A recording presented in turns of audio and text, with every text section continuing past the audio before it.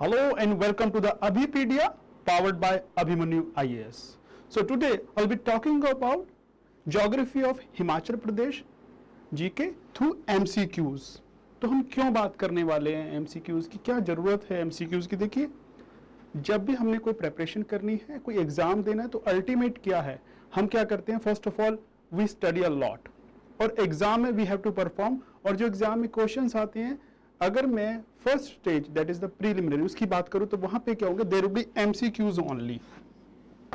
सो आपको अल्टीमेट क्या करना है? एमसीक्यूज अटेम्प्ट करने हैं।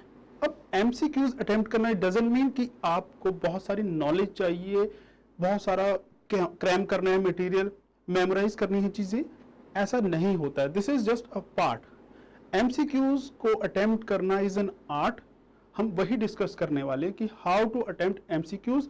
आपकी नॉलेज भी चेक होगी, आप कैसे रिकॉल कर पाएंगे and what is the method. क्योंकि जो एग्जाम में एमसीक्यूज होते हैं, हर एग्जाम में ऑलमोस्ट उसको 3 पार्ट में डिवाइड कर देंगे। फर्स्ट पार्ट जो होगा, जो होंगे वेरी इजी। वेरी इजी कौन से एमसीक्यूज होते हैं? जो ऑलमोस्ट सभी को आते हैं, जिसको देख के लगता है बच्चों को पेपर इज वेरी इजी, यार गाड़ दिया, बहुत आसान पेपर था। बट एक्चुअल में ऐसा नहीं होता। ये एग्जामिनेशन जो है, एग्जामिनर की स्ट्रेटजी होती है।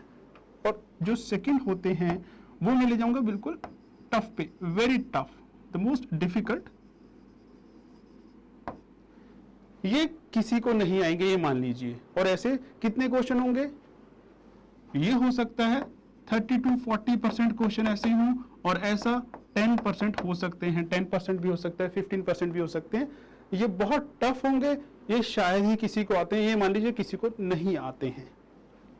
जो थर्ड कैटेगरी होती है एमसीक्यूज की किसी भी एग्जामिनेशन में, वो होती हैं जो, जिनको मैं कहूंगा नॉर्मल एमसीक्यूज। वो मैं नॉर्मल वर्ड क्यों यूज कर रहा हूं? नॉर्मल का मतलब यहां पे है कि वो एमसीक्यूज हैं जिसने अच्छे से स्टडी की है, जो उसको समझ पाया है, वो उसको आंसर कर पाएगा। बाकी जो सिर्फ इस लेवल पे थे वो आंसर नहीं कर पाएंगे। जो इस लेवल पे तो कोई जाता ही नहीं है ना, जो इस लेवल पे जाएंगे वो सिर्फ प्री ही क्लियर करेंगे, वो मेंस क्लियर नहीं करने वाले। इसको नोट कर लीजिएगा पॉइंट को, ये मैं बात कह रहा हूं कुछ। और यही है जो एग्जाम आपका डिसाइड करते हैं, आपके मार्क्स की क्लियर होगा या नहीं होगा। ये तो सभी को आते हैं, वेरी इजी, सभी को आते हैं, सभी ने कर दिए। ये किसी को नहीं आते हैं। तो ये जो करेगा वो एग्जाम क्लियर करेगा। और ये कौन करेगा? जिसने थॉरो स्टडी किया होगा। This is number 1। Secondly, MCQ करने का मतलब क्या है? देखिए, सबसे पहले आप क्या करते हैं? आप स्टडी मटेरियल रीड करते हैं, उसको अंडरस्टैंड करते हैं, and you try to memorise it. But यहां पे लेट मी टेल यू कि मेमोराइजेशन की जरूरत नहीं होती है। जब एमसीक्यूज है, वहां पे क्या होगा? एक क्वेश्चन होगा और मल्टीपल चॉइस होगी, आपके पास 4 आंसर्स होंगे। तो आपको क्या करना है? आपको सिर्फ रिकॉग्नाइज करना है कि आपका आंसर कौन सा है।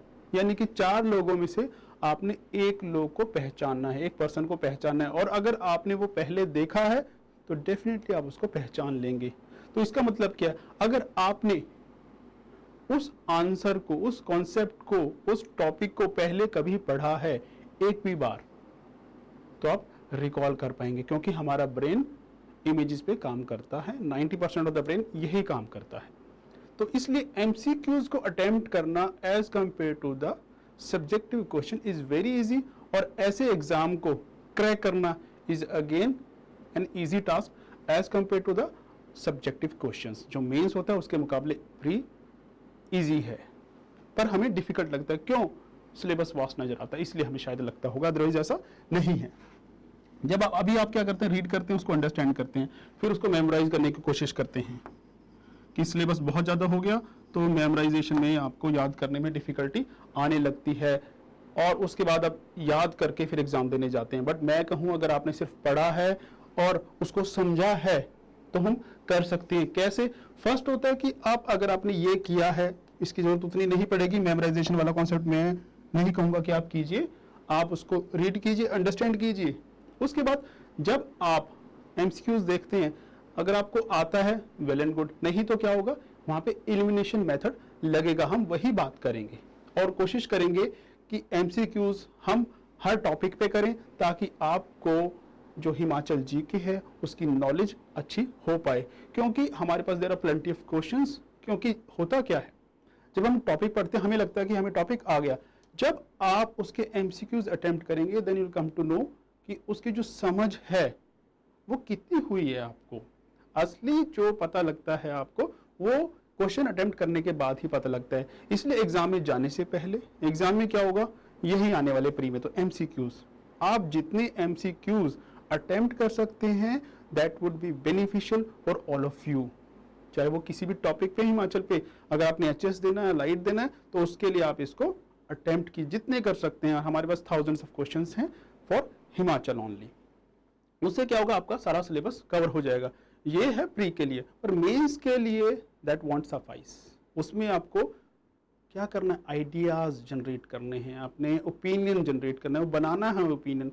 तो सिर्फ कॉन्सेप्ट पढ़ के और उसके फैक्ट याद करके बात नहीं पड़ेगी, आपको ओपिनियन भी लाना पड़ेगा। तो उसके लिए क्या, आपको मटेरियल भी पढ़ना पड़ेगा। तो चलिए स्टार्ट करते हैं, हम एमसीक्यूज की तरफ बढ़ते हैं। मेरा नाम है शाहिद अली और अब हम बात करेंगे फर्स्ट एमसीक्यूज की तरफ चलते हैं कि what is first MCQ. The very first question we have, which of the following district is fully located in the Shivalik hills. अब दो तरीके, एक वो लोग जिनको ये एग्जैक्ट आता है कि पता होगा कि कौन सा डिस्ट्रिक्ट, उन्होंने मार्क कर देना। अब जिन लोगों को ऐसा नहीं पढ़ा था, अब ये क्या है, ये आपकी अप्रोच है कि आप स्टडी कैसे करते हैं।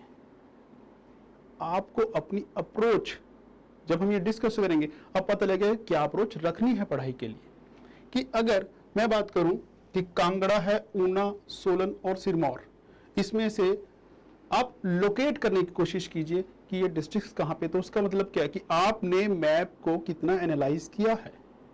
हिमाचल का मैप सिर्फ क्रैमिंग की है क्वेश्चंस की, या उसका थॉरो एनालिसिस किया है। अगर आपने थॉरो एनालिसिस किया है तो हम देखते हैं अभी करके, तो पता लग जाएगा। अगर इस मैप में देखें, दिस इज हिमाचल प्रदेश और ये 3D टोपोग्राफिकल मैप है।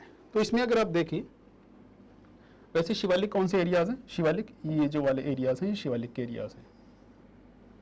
और उसके बाद आते हैं यहाँ पे दिस इज हिमाचल के धौलाधार के एरियाज हैं, एंड ग्रेटर हिमालयाज के एरियाज हैं। तो अलग अलग है। जो हाइट है माउंटेन्स की वो इस एरियाज में ज़्यादा है और इस एरियाज में बिल्कुल कम है।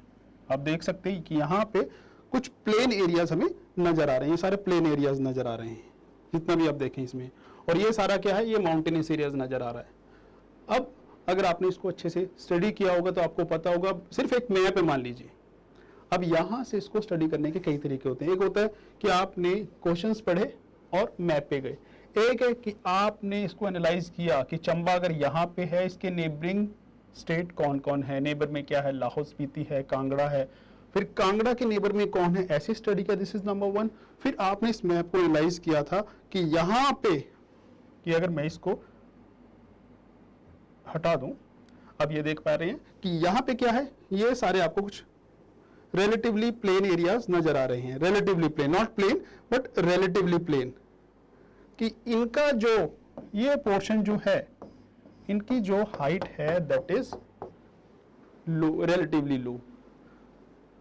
और जो शिवालिक है, फिर आपने वो स्टडी किया होगा, आपको पता है शिवालिक जो माउंटेन है, शिवालिक जो हिल्स हैं, फिर कौन कौन से आते हैं शिवालिक है यहाँ, दिस इज धौलाधार है यहाँ पे, ग्रेटर हिमालयाज हैं यहाँ पे, उनमें फ़र्क क्या है, ट्रांस हिमालयाज भी आ जाते हैं यहाँ पे। शिवालिक हिल्स हैं जिनकी हाइट, जिनका ऑल्टीट्यूड बहुत लो है, 600 से 1200 के बीच में इनका ऑल्टीट्यूड रहता है। धौलाधार रिलेटिवली हाई हैं, ग्रेटर हिमालयाज जो बहुत हाई ऑल्टीट्यूड के हैं, ट्रांस उससे भी इंक्रीज कर जाते हैं, सबसे बड़े ग्रेटर हिमालयाज में आ जाते हैं। तो अगर आपने ये चीज़ें बेसिक समझी हैं, तो शिवालिक की बात की, शिवालिक मतलब वो लो हिल्स की बात कर रहा है। तो लो कहाँ पे होगा, ये जो लो वाले एरियाज हैं। अब उसका जो क्वेश्चन था, क्वेश्चन क्या था, question says which of the following district is fully located in the Shivalik hills. इस पे जाइए, कहाँ पे होगा फुली लोकेटेड। अब यहाँ पे कांगड़ा है, बट कांगड़ा पूरा नहीं है, यहाँ पे क्या आ रहा है, this is not the Shivalik part. Hamirpur, Una, आप देख सकते हैं ये है बिलासपुर, फिर सोलन नहीं है पूरा, पूरे कुछ पार्ट है, और यहाँ पे और बिलासपुर के भी कुछ पार्ट हैं। तो यानी कि यहाँ पे ऊना और हमीरपुर में है, और हमारे पास जो ऑप्शन है उसमें आप देखेंगे कि हमीरपुर है, यहाँ पे no, there is just one Una, so Una is the right answer.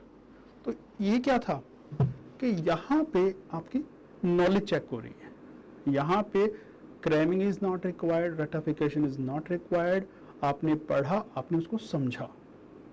जब आप किसी चीज़ को पढ़ते हैं, समझते हैं, तो उसका आंसर बहुत अच्छे से कर पाते हैं। तो यही तरीका हमने रखना है। चलिए नेक्स्ट की ओर बढ़ते हैं। नेक्स्ट क्वेश्चन क्या है, by what name Shivalik hills were known in the या known to the ancient people. अब हम चीज़ें पढ़ते हैं, हमने पढ़ा कि पंजाब को क्या कहते थे, सब सिंधु का एरिया कौन सा था, उसी तरह से ये क्या, this is just a fact. अब ये अगर आपने फैक्ट पढ़ा है तो आपके ध्यान में आ जाएगा कि दिस इज मानक पर्वत, जो इसका आंसर है। दिस इज नॉट साउथ पर्वत या व्यास हिल की अगर मैं बात करूं, अगर ऐसे भी देखा जाए त्रिगर्ता पर्वत, व्यास पर्वत, तो ये जो त्रिगर्ता के एरियाज हैं या व्यास कोई एरिया सच नहीं है, तो यहाँ पे क्या होगा, मानक पर्वत। ये तो फैक्ट है जो आपको पता होगा। चलिए नेक्स्ट की ओर बढ़ते हैं। अगर नेक्स्ट क्वेश्चन पे जाऊं, which of the following territorial zone is known as, which of the following territorial zone known as the alpine zone। अब इस क्वेश्चन में क्या है, he says alpine zone। Alpine zone कौन से होते हैं कि ट्रॉपिकल भी जोन होते हैं, इक्वेटोरियल जोन होते हैं, उसी तरह से अल्पाइन जोन होते हैं। अब अगर आपको अल्पाइन के बारे में पता है, अल्पाइन जोन कौन से होते हैं, तो आप यहाँ से आइडिया इजीली लगा सकते हैं। अब अल्पाइन कौन से होते हैं, अल्पाइन कहाँ से नाम आया, माउंट एल्प्स से आया। जो एल्प्स पर्वत है कहाँ पे है, यूरोप में है, वहाँ से ये नाम आया है हमारे पास। तो उसी क्लाइमेट, जैसी वहाँ की क्लाइमेट है उसी तरह से इस एरिया की भी क्लाइमेट होगी, जो अल्पाइन जोन होंगे। ये वो जोन होते हैं जो ट्री लाइन से ऊपर होते हैं और स्नो लाइन से, जो स्नो लाइन है उससे नीचे होते हैं। तो जो एरियाज हैं वो होते हैं अल्पाइन। यहाँ पे क्या मिलते हैं, ग्रासलैंड्स होते हैं, मीडो ग्रासलैंड्स। सो अगर अब इस चीज को हम यहाँ पे देखें, शिवालिक ये लो हिल्स हैं, तो यहाँ पे लो हिल्स होंगे तो ट्री होंगे, यहाँ का क्लाइमेट कोल्ड उतना नहीं होगा, स्कैंटी रेनफॉल नहीं होगी, क्योंकि उस एरिया में स्कैंटी रेनफॉल होगी, तो शिवालिक नहीं हो सकता। धौलाधार की अगर मैं बात करूं तो धौलाधार भी उस एरिया में नहीं आता कि ट्री लाइन से अब नहीं जाते हैं यहाँ पे, तो ये भी नहीं आएगा। अब बच गया क्या हमारे पास, ग्रेटर हिमालयास। ग्रेटर हिमालय की जो हाइट है वो रिलेटिवली हाई है उनसे, और 5000 मीटर इसकी एवरेज हम कह सकते हैं। तो यहाँ पे जो आंसर आएगा वो, so greater Himalaya is the right answer. Next question की तरफ बढ़ते हैं। Himachal Pradesh is located in which Himalaya, east, north, south या वेस्ट। अब ये क्या है, दिस इज अगेन आपकी नॉलेज चेक हो रही है। यहाँ पे दिस इज नॉट समथिंग जहाँ पे आपको मेमोराइजेशन या रट्टा रिक्वायर्ड था, यहाँ पे क्या चाहिए आपको, नॉलेज। अब अगर आपने हिमालय स्टडी की, यहाँ पे हिमाचल की बात तो हो रही है, बट यहाँ वो ओवरऑल आपकी नॉलेज चेक कर रहा है कि हिमालय जब हम पढ़ते हैं तो क्या पढ़ते हैं कि दिस इज, अगर हम देखें नॉर्थ इंडिया, फिर हम ऐसे बना लेते हैं कुछ कि इंडिया का कुछ मैप ऐसे ले लीजिए, और हिमालयस कहाँ पे हैं, ये जो चेन है दिस इज हिमालय की चेन, फाइन। यहाँ पे 3 चेन से आपको पता है, शिवालिक है, हिमाचल एंड हिमाद्री जो चेन है। अब हिमाचल प्रदेश कहाँ पे है, this is the area of Himachal Pradesh. अब अगर हिमालय को लूं तो this is eastern part of Himalaya and this is western part of Himalaya. So Himachal Pradesh इसके अकॉर्डिंग कहाँ पे आ रहा है, हिमाचल प्रदेश जो है कौन सी हिमालय में आ रहा है, this is in the western Himalayas. तो यहाँ पे क्या था, आपने अगर सिर्फ मैप को एनालाइज किया था तो आप देख सकते हैं कि इसका आंसर इजीली आपको पता होगा। So western Himalayas is the right answer. Next question की तरफ बढ़ते हैं। Which of the following peaks are in the Himachal प्रदेश।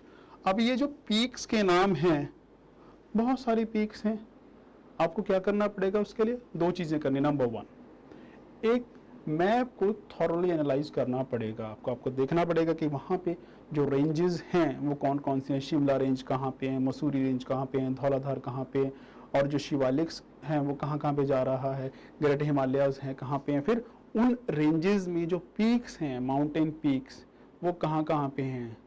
तो अगर वो आपने पढ़ी होंगी तो आप इसका आंसर दे पाएंगे। जैसे अगर बात करूँ मैं अभिग्रामीण, अभिग्रामीण जो है this is in Uttarakhand, UK में है। अब उसके बाद आपको कुछ नहीं पता, आप आ जाइए यहाँ पे। अब यानी ओनली वन जो है, अगर आपको ये पता है कि आपने हिमाचल की सभी पीक्स पढ़ी है तो आपको पता है अभी ग्रामीण उनमें कहीं आपने नाम नहीं पढ़ा है। एक ये भी तरीका है इसको करने का। तो अब क्या करेंगे कि ये तो बिल्कुल नहीं आने वाला है, वन नहीं है। अब ऑप्शन पे जाते हैं तो ओनली वन तो आप हटा दीजिए, वन तो होगा ही नहीं। अब क्या आएगा? None of the above, all of the above, all of the above भी खत्म हो जाएगा क्योंकि वन तो नहीं है। अब दो आपके पास बचते हैं, ए और सी। अगर ए और सी में जाएं तो अब क्या देखेंगे आप?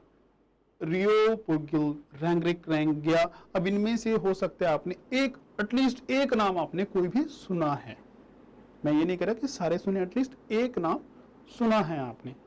तो अब क्या होगा उसके हिसाब से देखिए, नन ऑफ द अबव भी खत्म हो जाएगा तो आपके पास एक ही ऑप्शन बचता है 2, 3 and 4 means these three, all of this 2, 3 and 4, ये तीनों है इसके आंसर हैं। यस, कि ये जो तीनों हैं ये इसके आंसर है। अभिग्रामीण जो है चमोली उत्तराखंड में है, जैसे जियोपुरगिल दिस इज किन्नौर है, रैंगरिक किन्नौर है, एंड गया माउंटेन कहाँ पे?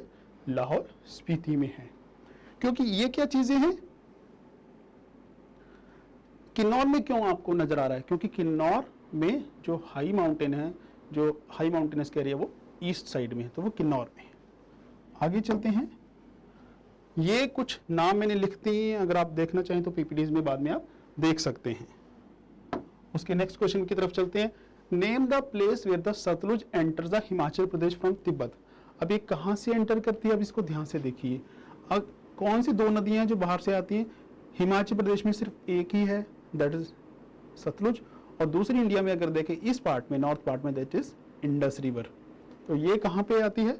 शिप की ला, देयर इज वन पास, तो वहां से निकल के आते हैं। तो इसका आंसर इज, क्योंकि रोहतांग भी अंदर ही हिमाचल प्रदेश के, एंड दिस इज मकोरी जो एंड चाबिया ला, this are not the answer. तो right answer is the Shipki La. और ये क्या, जब आप रिवर्स पढ़ते हैं तो उसमें आपको पता लग जाएगा कि जो रिवर्स हैं उसका क्या सिस्टम है, कि कौन कौन सी रिवर्स कहाँ से ओरिजिनेट हो रही, कब वो इंडिया में आती है। तो वो उस तरीके से आप इसको पढ़ेंगे। नेक्स्ट क्वेश्चन अगर हम देखें, which is the following river flow through Himachal Pradesh पर known as Parushni during Vedic period. अब ये क्या है? अगेन जब आप रिवर को थॉरली पढ़ेंगे तो आप उनके नाम देखेंगे, अभी नाम क्या है, पुराने नाम क्या हैं, तो उस तरह से आप देख पाएंगे।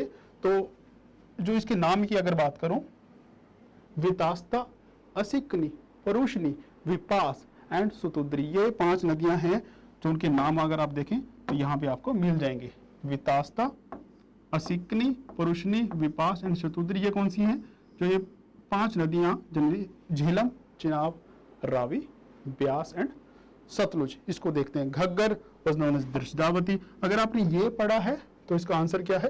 This is Ravi. Next question की तरफ बढ़ते हैं। द 2 स्ट्रीम्स चंद्र एंड भागा rises from the opposite sides of, कहां से निकलती हैं? देखिए जो ये नदी बनती है हमारी चिनाब, चंद्र और भागा, 2 रिवर स्ट्रीम्स हैं छोटी छोटी, उनसे मिलकर बनती है। और कहां पे है? That is the Baralacha pass. So Baralacha pass is the Lahaul में, that is the right answer. Which of the following zone experience scanty rainfall? अब scanty rainfall अभी हमने डिस्कस किया था कि जो एरियाज हैं अल्पाइन जोन वो मीडो एरियाज होते हैं और वहाँ पे scanty rainfall होती है। तो इसका कुछ सोचने की जरूरत नहीं है, अल्पाइन जोन होगा इसका राइट आंसर, ना कि शिवालिक में नॉट scanty, वहाँ पे थोड़ी सी बारिश ज़्यादा हो जाती है। सो राइट आंसर क्या होगा? Alpine zone. यानी कि अगर आपने एक चीज़ अच्छे से पढ़ी तो आप 4 क्वेश्चन के आंसर कर पाएंगे। उसके बाद आता है विच of the following district is Renuka, in which district Renuka lake situated. तो रेणुका लेक बड़ी फेमस लेक है और वहाँ पे कई लेक हैं, पराशर लेक आपने सुना होगा, खजियार लेक सुना होगा। तो ये कहाँ पे है? सिरमौर में है जी। और लेक्स आप देख पा रहे हैं यहाँ पे, सिरमौर में रेणुका है, मंडी में पराशर है, शिमला में चंद्र नाउन लेक है, चंबा में खजियार है, और लाहौल स्पीति में कौन सी है? सूरज ताल लेक है जी। सो द रिवर सतलुज, इनमें से किस लेक से ओरिजिनेट होती है? That is the Mansarovar lake. So इसका जो राइट आंसर है मानसरोवर लेक है, क्योंकि Mansarovar lake is not in Himachal Pradesh, is one thing. दूसरा आपने जब पढ़ा था ओरिजिन के बारे में, शिप की ला में आ रही है, तो कहाँ से आ रही है? वो कहीं हिमाचल के बाहर से आ रही है, और मानसरोवर लेक जो है वो इंडिया में नहीं है। तो राइट आंसर उस हिसाब से आप लगाएंगे कि Mansarovar is the right answer, क्योंकि मणि महेश भी हिमाचल के अंदर है और कामरू नाग भी हिमाचल के अंदर है। तो उस तरह से इसका आंसर आप दे पाएंगे। फिर on which river Bhakra dam project is located? तो भाखड़ा डैम किस पे है? गंगा यूपी में है, तो यहाँ पे बिल्कुल नहीं हो सकता। रावी ब्यास बस्ती है या सतलुज? बड़ा फेमस सा है, अगर आपने एक भी बार पढ़ा है तो आपको पता होगा कि ब्यास पे है पोंग डैम और सतलुज पे है भाखड़ा डैम। तो ये कुछ नाम है, ये आप देख सकते हैं कि नाता झाकड़ी सतलुज पे है, पोंग डैम ब्यास पे है, और ब्यास पे पंडोह डैम भी है, और रावी पे है चमेरा डैम। तो ये कुछ क्वेश्चंस हैं जो हम डिस्कस कर रहे हैं। कुछ और रह गए हैं, वो आप पीपीटी में आप देख सकते हैं। फिर मिलेंगे नेक्स्ट क्लास में, तब तक के लिए thank you, bye bye, take care.